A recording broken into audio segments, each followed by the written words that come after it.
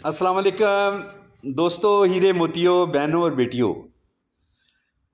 मैंने एक पोस्ट शेख रशीद साहब के ख़िलाफ़ जानबूझ के की थी। जानबूझ के वो पोस्ट क्यों की थी मैंने? इसलिए की थी कि आप लोगों का मोराल चेक किया जाए।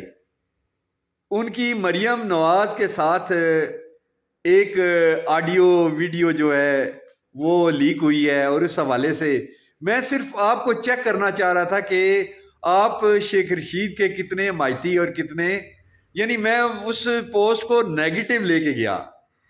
वो बहुत ज़्यादा वायरल होगी और अभी तक धड़ाधड़ लोग कह रहे हैं जी ये फेक है, ये गलत है, ये है।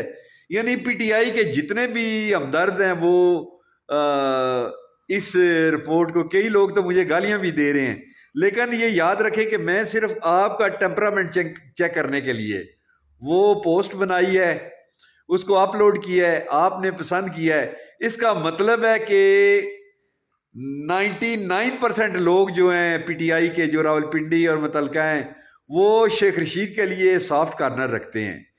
वो यही कह रहे हैं जी फेक है जी अंकल, ये गलत है जी, ये है वो है।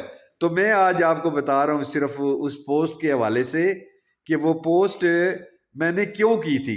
सिर्फ आपकी नब्ज़ चेक करने के लिए की थी।